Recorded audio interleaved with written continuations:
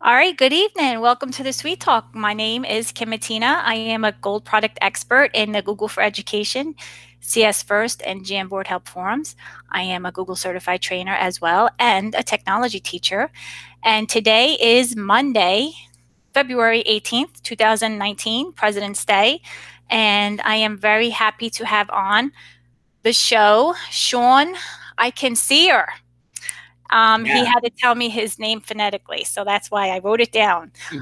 He is an eighth grade ELA teacher in Chicago Public Schools. He's been teaching for 5 years, and he is also a Google certified trainer and educator. So, welcome to the show, Sean.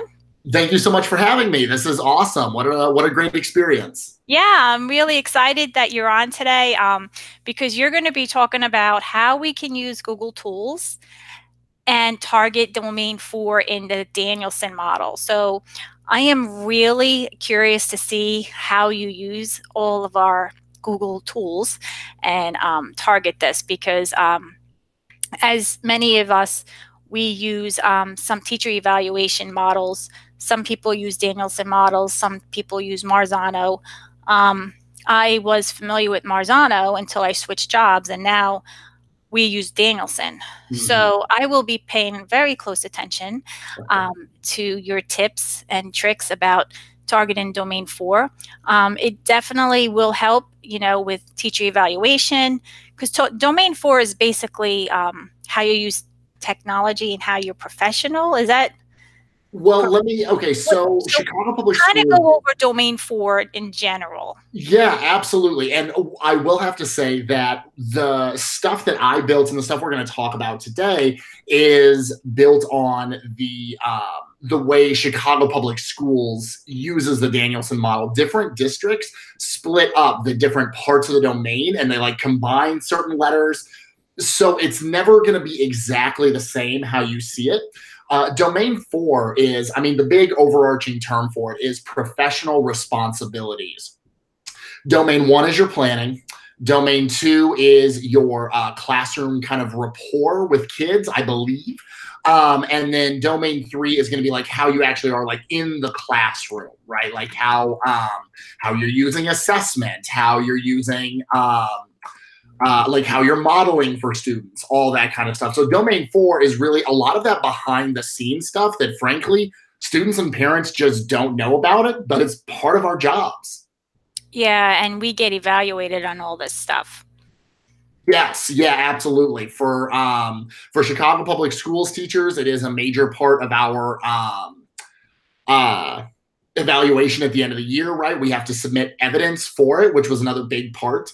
The submitting of the evidence is, I think, what throws people for a loop often because we do 1,000 things all the time as teachers. But then you get to May or the beginning of June and you sit there and you're like, what do I do? I don't have any of that. Like, I don't have evidence of this, or I don't have it on paperwork, or I don't have anything tangible, right? And that's where you run into trouble because if you can't like prove it at the end, you're in a pickle, right? You Yeah, have to be able to have some sort of spreadsheet or some sort of template or some sort of something you can screenshot, something like that. We do the work. Let's do it in a way that is observable. Let's do it in a way that I don't want to say tangible because Google Doc, you can't hold a Google Doc, but let's do it in a way that is tangible, that is provable. And so that way, when we get to the end of the year, one, it makes what we're doing throughout the year a little bit easier. And two, it gives us a product. It gives us something that we can hold up and say, hey, look, this is something that we're actively using, that I'm actively using in my classroom to make my students' lives better, to communicate with families better, to keep my records straight, et cetera, et cetera. it's basically accountability. Wouldn't you say? Huge. Absolutely. And again, like it looks different for different like districts and different families, but a lot of it is, reflecting back, keeping your records accurate, communicating with families, the stuff that is the professional responsibilities, right? If I go home and I lose papers every week, that's going to cut into my effectiveness as an educator. I mean, that's just that's part of being a teacher, right? And communicating with families. If I'm not communicating with families, if I'm not sending communication home, whatever that might look like, again, can I really call myself an effective educator moving forward in that way? That's really what it's based on. And we can get into the whole Danielson group being a think tank and, what are they, how are they having so much input in teacher evaluations and stuff like this. We can talk about all that. I would love to talk about all that. But right now, let's look at the reality of, look, this is how we're being evaluated. Let's buckle up and find some solutions. Yeah, I agree. So let me just back you up here, because I just found some information about domain 4, professional responsibilities, and it says reflecting on teaching, maintaining accurate records, communicating with families, participating in the professional community, growing and developing professionally, and demonstrating professionalism. So it's basically everything what you were saying. Keeping yourself held accountable for your interactions with parents, students, even your colleagues, right? Wouldn't you say that's important as well? Absolutely. I mean, showing professionalism is huge. If you're anyone who's listening to this right now, the Sweet Talk is already distinguished in 4E, growing and developing professionally, right? They're seeking out those opportunities, just like right now. Trying, right? Aren't we all? Oh my gosh. Honestly, if only we could get ISB hours for podcasts, right?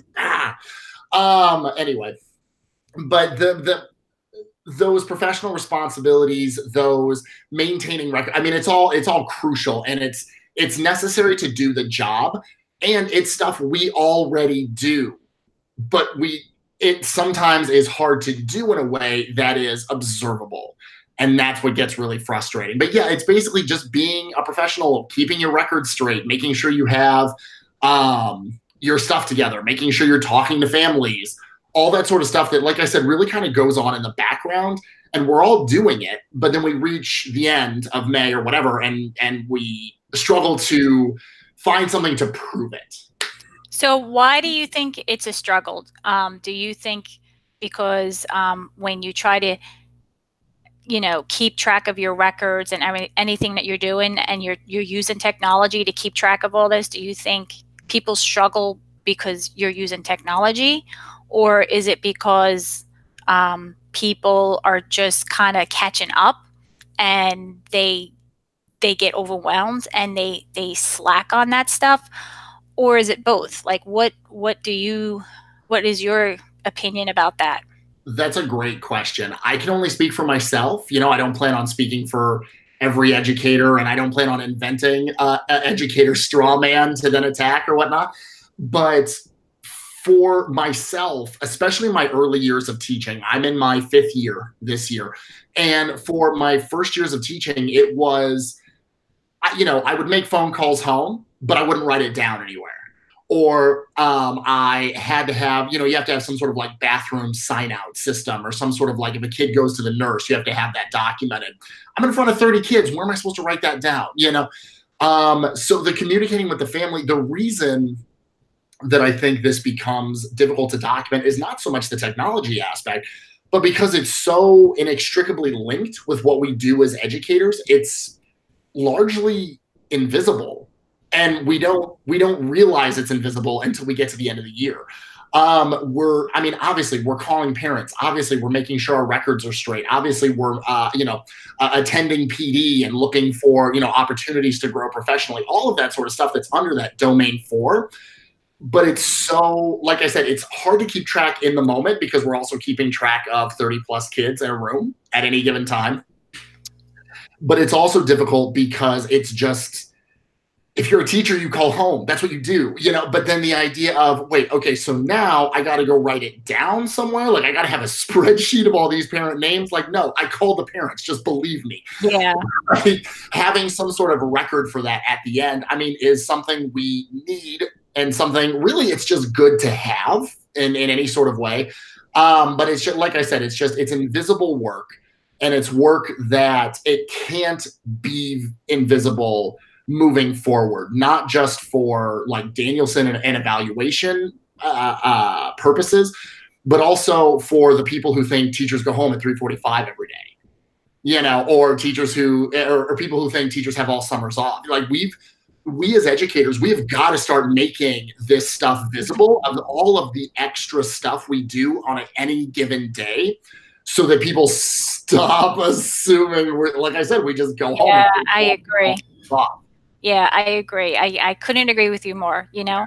But those are the things that aren't seen. So that's why you document everything, and that's why you have to keep a trail, because basically too, it's it's for your own protection as well. Sometimes things come back and you forget, and you have it documented and you're covered. But if you don't, it could lead into a different path, or it could lead into a different direction that may not be one you want to go down. So it's always good to document and stay organized, and try not to get overwhelmed with all of it, especially at the end of the year. So what kind of Google tech tools or Google tools do you use to help with this workflow? So I'm really curious to see what you do. So you take it away, Mr. Sean. Awesome. Yeah, no, absolutely. Thank you so much. I just to kind of bridge off of that, what you said about like keeping your record straight, and because it could come back to bite you, right? Like that kind of idea. It sounds so insidious, but can I tell you, my eighth graders actually love that I have a sign out form. For what? Sign out form for what? I'm sorry, a bathroom and just general. I mean, it's 90% of the time it's the bathroom. Occasionally it's the nurse. If a kid's bleeding out, they can sign out a Google form. Let me share real quick. So you have a Google form that the students use to fill out if they have to leave the room. I do, and this is part of the Danielson model presentation. I actually developed this as a 1-hour workshop for new teachers at Illinois State University, my alma mater. Go Edbirds. But this is one of the tips that's in there. Yeah, absolutely. There is a form that's attached to a bit.ly. So it's bit.ly, and then it's just the name of my school bathroom. Okay. So the kids don't, and then I also just throw it up on Google Classroom. If you're not a one-to-one, you can obviously just have this open on like one computer in the class. I'm actually lucky enough that there is a designated Chromebook cart in my room, so this has never been a problem. Kids are able to access this form at any time. So a kid says, "Hey, look, Mr. Eichenser, can I go to the bathroom?" "Hey, absolutely." And I say, "Hey, I need to see the pattern." Right now, I say that for the first 2 weeks. After 2 weeks, they kind of get the gist of it. It has the name, the homeroom, and I do include a reason. This is just kind of a blank example. The reason I don't leave as a multiple choice, I usually leave it as a long form. So here we go, short answer. There we go. I tell them I only need to know the reason if it's not for the bathroom, right? If it's for the nurse, if they're going to the office, wherever they might be going. But 90% of the time, it's the bathroom. The thing is, you want to make sure that kids are actually using this form. You want to make sure the kids are actually doing what they should be doing. They're actually filling it out in the way. I do also sometimes have a time question on the form. The sheet will timestamp it automatically, but it does give kids the idea of, hey, I got to look at the clock either up on the wall or on my Chromebook and see, okay, what time is it? Here's the time. Here's my name. And it kind of just gives them that little bit of a check-in. The sheet will timestamp it regardless. So let me take a step back. Kids are filling this out. When they're done, they click submit. Normally in a form, it says, thanks for your response, right? My original intention was I wanted to drop like a weird picture or maybe like a funny meme or something. So then when they turn their Chromebook around, I can see that they have successfully filled out the form. Unfortunately, as of right now, Google Forms doesn't let you insert an image into the end, into the final what have you. So I was trying to think of a sentence that would work, or if I could put, the quick brown dog jumps over the quick brown fox jumps over the lazy dog, something that when they turn their Chromebook around, I would know that they had filled out their form. Nothing was really working until I found these patterns, and you should be seeing them on your screen right now. So this kind of art, these like text art drawings have been around for quite a while. You can see all these different patterns and such. They have all these like different tessellations and whatnot. You can look for all sorts of different designs and whatnot. So here's devil art, stuff like this. They have different logos, holidays, events, whatnot. It doesn't hugely matter. You just want something that's going to be very recognizable. So like here we have these fractal designs, stuff like this. So here's one that would be great. You can copy and paste this. You can select it like normal text. Do you see how I'm scrolling down, Kim? Yeah. So you're going to select it just like normal text, go back to your Google form, and under presentation, you see where it says confirmation message? Yep. Normally, that's what it says for like all Google Forms on the planet. For this one, for my bathroom form, I can just Control C, Control V, and it pastes that weird pattern. Now, it doesn't look exactly like it does on the website. That's okay. It pastes that weird pattern in the confirmation message, and then I click Save. What's great about that is when a kid goes and fills it in, student name, I'm in homeroom 1, bathroom, and they submit, it shows this weird pattern on the form, and they're able to turn it around and show me, and that tells me that they filled out the form successfully. So they're filling this out on their own Chromebook? Yes, they're filling it out on their own Chromebook that is hopefully signed into their account. So it also pulls the email from their account as well. Okay.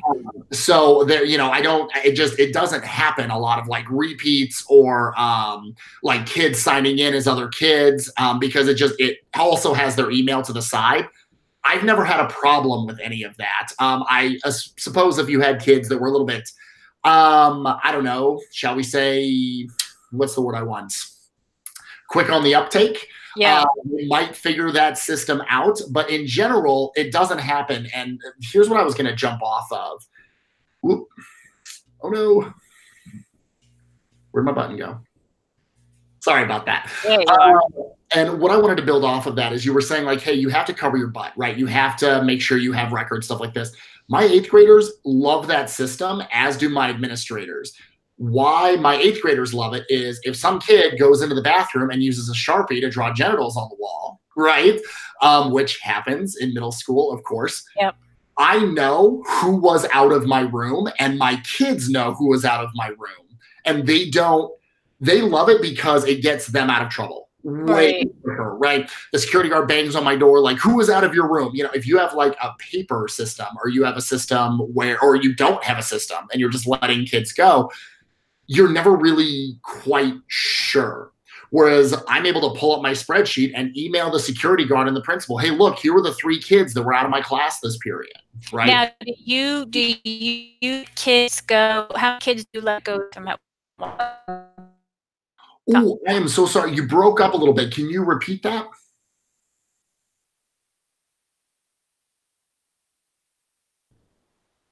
Here. Oof. You're not moving.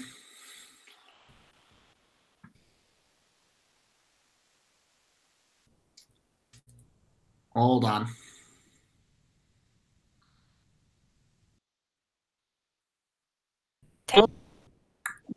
Oh, now I can hear you. You're moving now. Can you hear me? Yeah. There we go. We're good. Okay. So how many kids do you let go out at one time? How many kids do well, I only let one at a time. Okay. Go out. But I do let multiple kids, and I don't believe in like bathroom passes or you can only go 6 times a quarter or something. If you gotta pee, you gotta pee. I don't understand that. And ultimately, if kids are leaving your class, they're just messing themselves up. There's kind of a built-in consequence there. So no, but the other hand of that is because there are other teachers in the building who don't let them go. My class becomes one where they're all going, which is fine. Honestly, I get it. I absolutely get it. But no, they love that system because they know that they're safe, like they're secure in that way. Yeah, right? They're documenting where their whereabouts are as well. Exactly, which is huge. And if they're on their way to the office, for example, and they get stopped by somebody, they're able to tell me, no, or they're able to tell that person, no, look, Mr. Eichenser sent me there. Like Mr. Eichenser sent me to the office, right? I get an email. Hey, did you send this kid to the office? I pull up the sheet. Oh yeah, right here, send. Right. Now, you don't keep track of how long they're out of your room? I don't actually, because that's very rarely a problem. If it's something that I'm noticing, it's something that I might take note of in the moment. And I do have a sheet, or excuse me, a column that's not connected to the form, to the actual, and then I very rarely use it, to be honest, because again, I believe there's a natural built-in consequence of if you want to be gone for 10 minutes, cool, but you're going to miss that 10 minutes of material, you know. It's not something I really keep track of unless it's been a dangerous amount of time of like, did the kid leave the building? Like, you know, that's a problem.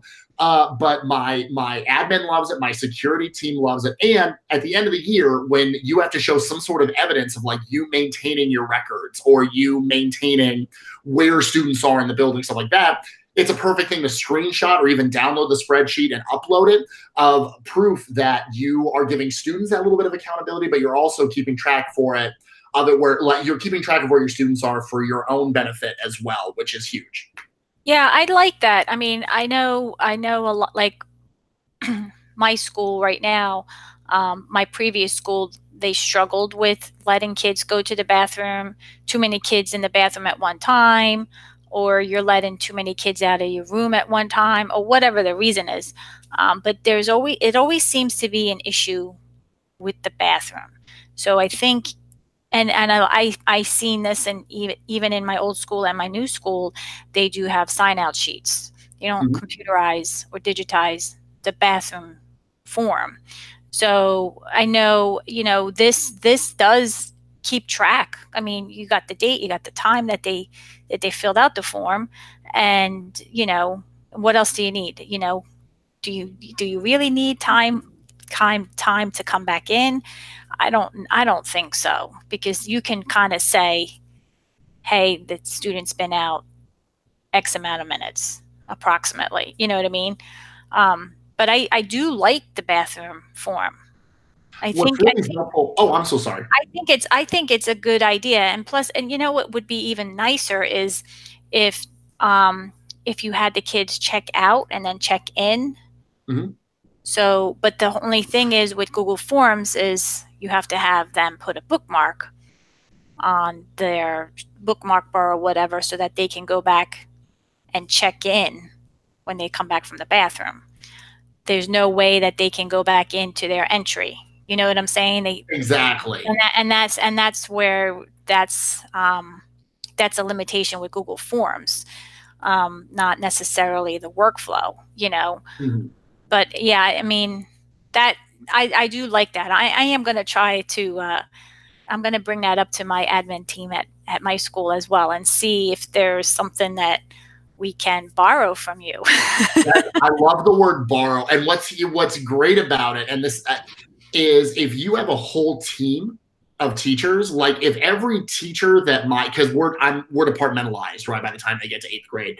If every one of the adults that saw my kids use this same form, we'd be able to see patterns. We'd be Yeah, able to see, I'm able to see patterns of like how many times a certain kid goes in a quarter.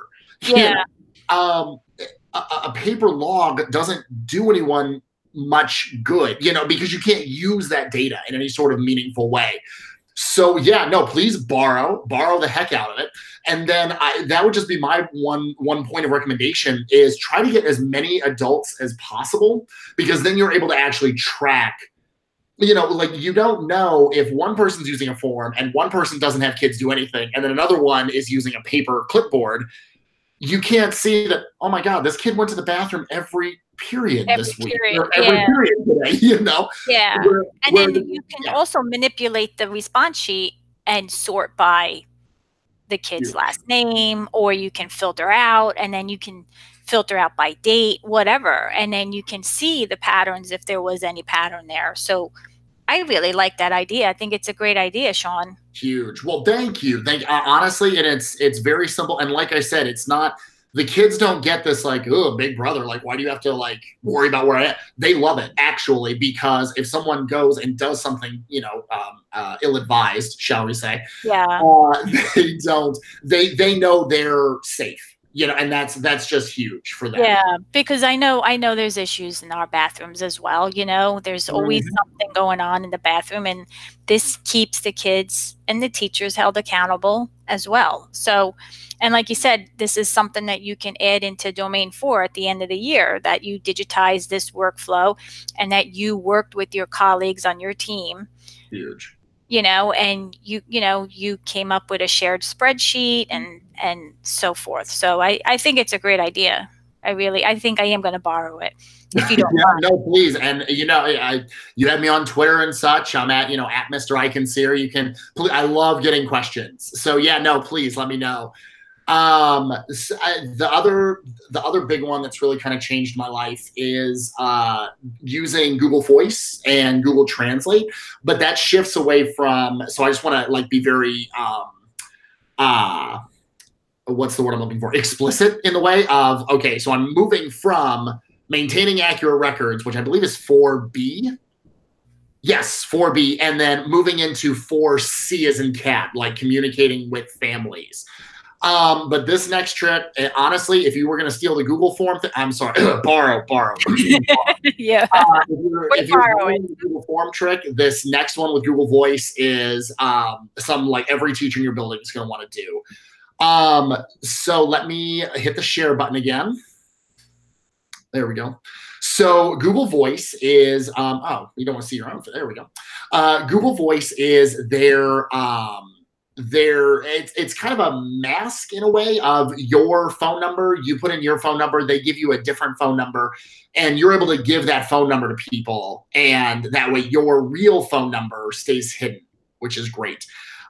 They kind of advertise it as like the number you give to the pizza guy or the number you give to, people you don't particularly want to have your phone number.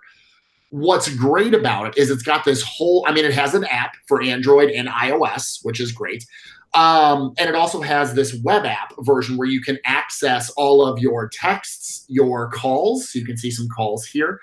So your voicemails. I only have one voicemail right now in my account. What is great is there's rumors coming down the pipe. Obviously, I don't work for Google. I don't have any sort of inside knowledge.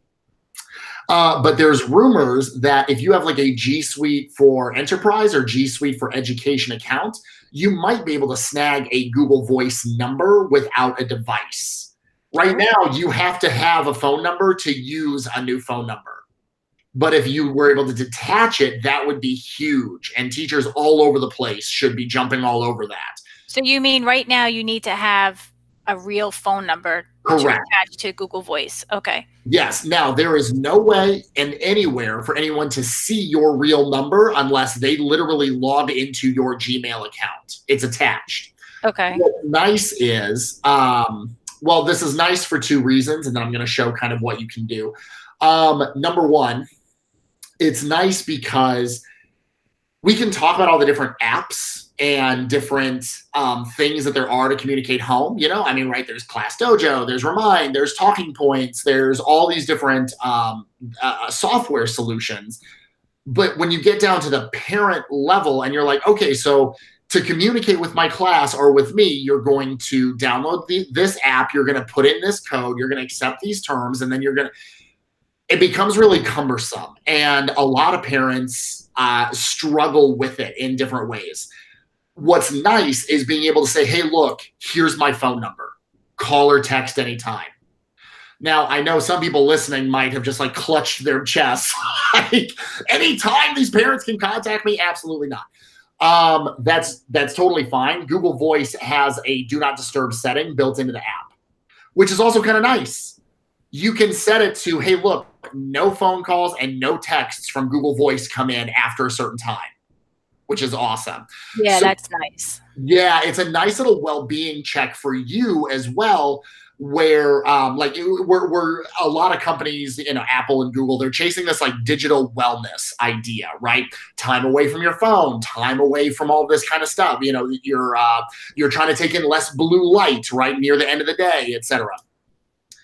For using Google Voice to communicate with parents, it's a little bit more culturally responsive too.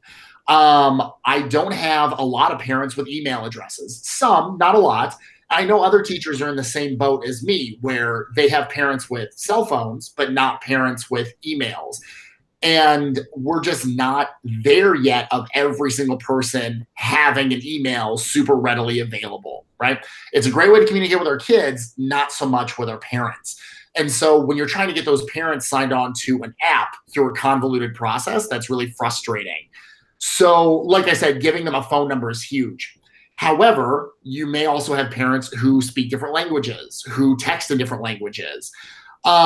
Originally, there were things built into some of those other websites. Remind and Talking Point specifically come to mind, where they'll translate messages in the moment. However, you can do that exact same thing with Google Voice, along with some extra additional features that I'm going to kind of show off. So this is Google Voice. Like I said, you get your calls, your messages, your voicemail, and it gives you a rundown of all these things. What's really cool is your voicemail. It will transcribe it automatically and send you the MP3 and a transcript of what was said. Oh, that's cool. It is. It's very cool. Now, iOS and Android have this capability kind of built in now. What's nice about having it on Google Voice is those transcriptions then become searchable. It's Google. They made their money on search, right? That's the idea. Anything you have in Google Voice, you can search. So if you get a bunch of voicemails from parents all asking about, I don't know, the field trip or the bake sale or whatnot, you're able to go, oh, shucks, like Jonathan's mom just called me about the bake sale. Where can I find that voicemail? And instead of like searching through your voicemails or searching through time, you're able to go up to search Google Voice, right? Bake sale. And you would be able to pull up any of the messages, voicemails, and texts that have bake sale included. Okay, that's good. And that's all documentation within your account. That's huge. You can attach this if you're a G Suite district, right? If you're a G Suite for Education user, yes, you can build it right into your account, which was huge for me as well, because I wanted to make sure all of my communication with parents and with students was going through my Chicago Public Schools email. And that's what made me a little bit hesitant about using apps like Remind or Talking Points or whatnot, or like Class Dojo or what have you, because there was a layer there.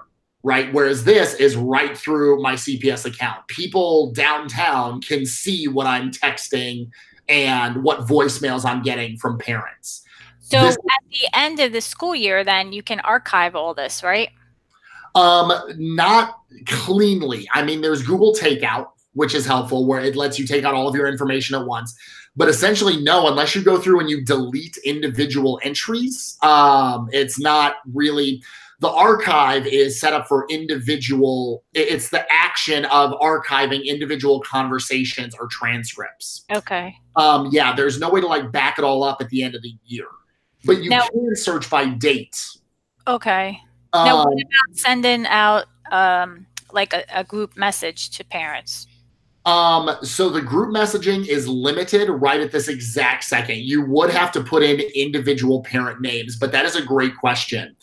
Google Voice was something that Google had kind of abandoned for a while, and then recently got like a facelift and kind of an overhaul. Ideally, those features will be forthcoming. Okay. Especially because they're kind of going through this weird transition with Hangouts right now. Kim, I'm sure you're familiar.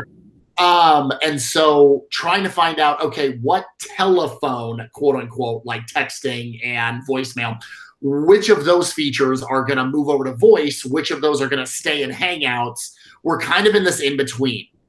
But what's nice is, so you see, I have a bunch of different messages from parents here. I have one in Chinese. I have one from in Ukrainian or Russian, and I have one in Spanish.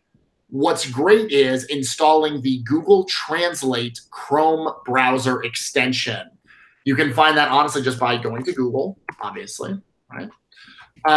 Google Translate Chrome extension, and it'll take you right to it in the Chrome store. So this is obviously provided through Google. The biggest kind of flashiest use of this was recently at CES, they put little Google Home hubs at the hotels, and it would translate conversations live in the moment with what was called interpreter mode, which is kind of neat. We're not getting into all of that. Right now, we just want to put the extension on our browser. You can see it up there in the upper right corner. So what's cool is if I click on it, I can translate an individual word, or I can click translate this page. Watch what happens to parent 3, 2, and 1 when I click translate this page. Oh, wow. It Yeah. translates. I don't have to click individually. Okay, translate Chinese to English, and now translate Spanish to English, and now Russian to English. It translates every parent communication all at once. Yeah, that's nice. That's It's nice. huge. Yeah, combining these two programs of Google Voice and Google Translate, you build essentially a communication database for yourself. It doesn't come off as a nice spreadsheet, I'm not going to lie, but I have submitted screenshots in previous years. And not to toot my own horn, but last year I was rated distinguished on all parts of Domain 4 last year. I guess I am tooting my own horn a little bit. You're tooting your horn. Yeah, I guess just a little bit. I mean, if I'm doing something about Domain 4, right, I guess that's Yeah, like to brag a little bit. you can brag. A little bit. Well, thank you, Kim. I appreciate that. So this Google Translate extension, it translates everything all at once. So you can see that I'm in the middle of a conversation right now, and it translated every message going down. Now, it's still Google Translate, right? I mean, it is what it is. But that's what you're going to get from any other website. Like Remind and Talking Points, they run their translations through Google Translate as well. So just cut out the middleman and use Google Translate. Now, what about how do you respond to the parent in Chinese? Great question. So okay, so now that it's in English, right, I'm having trouble remembering which was which. Okay, so here's my parent in Chinese, right, or Japanese, I apologize. She is a polyglot, so she knows Spanish, French, and Japanese. So she's a bit of a show off. Anywho, so I have this parent, right? So I click translate, right, from into English, translates the page. Cool. So I'm gonna type my message, right? So I'm gonna close that. I'm gonna type my message. Hello, parent 3. I'm concerned about your student's performance. Cool, let's do that. Here's what I'm going to do then. I'm going to double click the whole sentence. And do you see how Google Translate is built into my menu when I double click? So I click Google Translate, right? Okay, it brings you back to the website. Okay. It brings it back, yeah. So then I can select Chinese, right? Fine.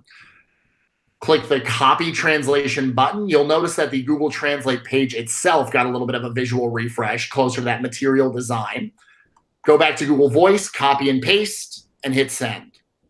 You know, I really like this workflow. Go ahead. I'm sorry. I really like this workflow a lot because you accommodated the parents that didn't have an email address. Plus, you accommodated parents with different language barriers. So you really like hit it all with this. Like that's such a great idea, Sean.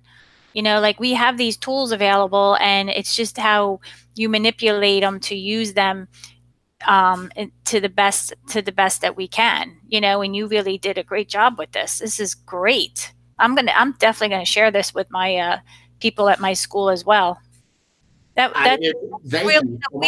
We always use like I know like we think of like Google Translate with ESL students, and that's a great way of using Google Translate with them as well, but you don't think about how are you going to communicate with their parents, because you know that's like it's kind of like skipped over. You know, but this, like, you're actually able to do that, and you're using the Google Voice. You know, that's awesome. I'm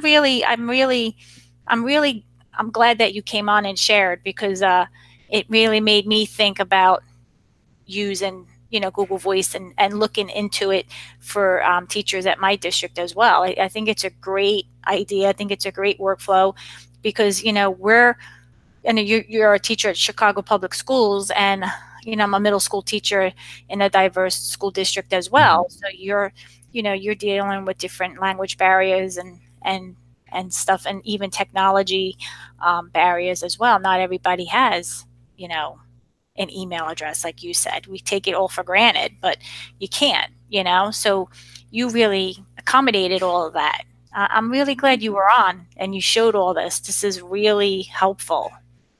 Well, no, I'm very grateful to be on. I mean, it's I love the podcast. You're up to, what is this, episode 60 now? Yeah, you're my 60th guest. I know, and you and I were thinking about doing another one down the road Yeah. about letting Google be your receptionist or whatnot. To kind of get some of our teacher stuff out of the way day to day. Yeah, So that'll be exciting I down the want road. you to be on and showcase some of your workflow on that, because that'll be practical ideas for teachers in the classroom as well. So definitely we're going to have you back on.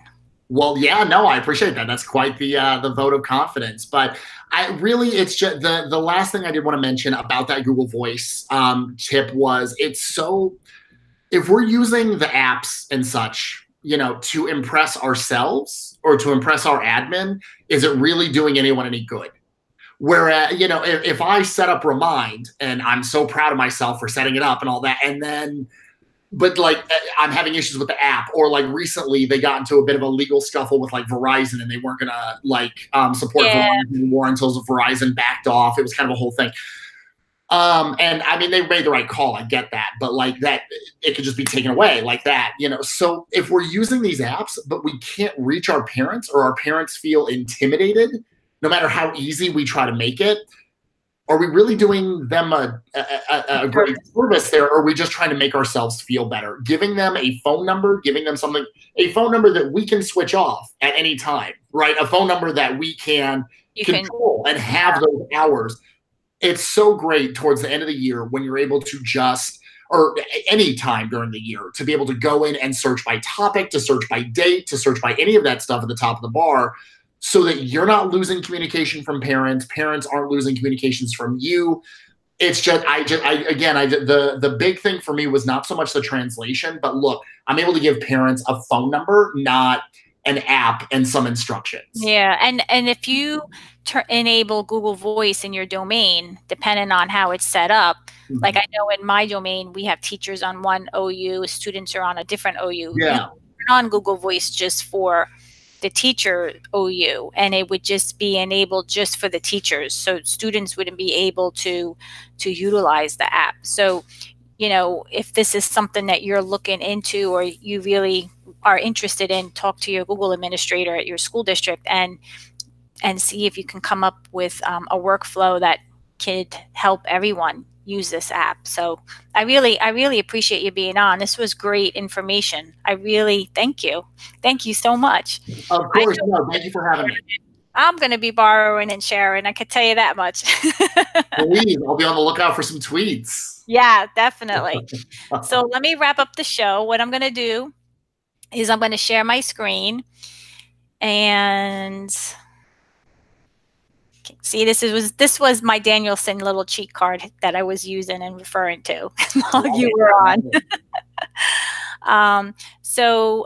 If you go to the sweettalk.com, that was something that I learned a few weeks ago, how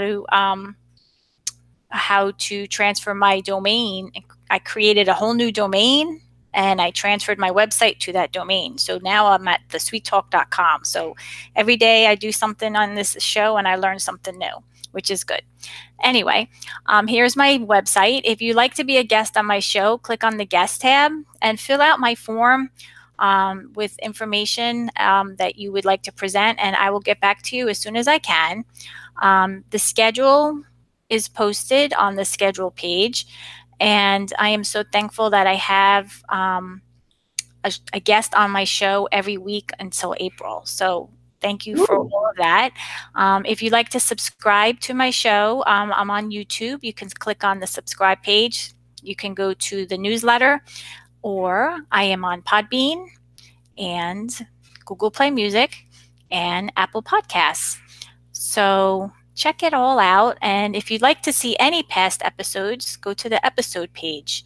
And over here, I have all of the links to the YouTube broadcast and the show notes as well. So I will be putting the YouTube link for this episode on my page too. So with that said, I am going to go back to Sean. Here I am. And I really want to thank you for being on, Sean. It was very helpful. I learned a lot. And that's what this show's all about. Like, sharing information, helping others. Don't be intimidated by trying something new. Just do it. And whatever happens, happens. If it breaks, you try it again. It's not gonna be the end of the world. So that's what this show's all about, paying it forward. And I want to thank you for being on.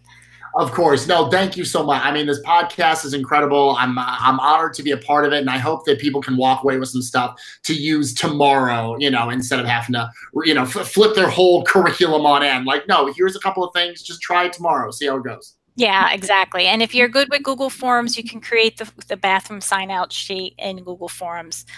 That didn't look complicated at all. So, try it out. Give Sean, some feedback as well. He's on Twitter. And, let him know how you're making out with it. So until then, I will see you next time. Thank you for tuning in. Bye.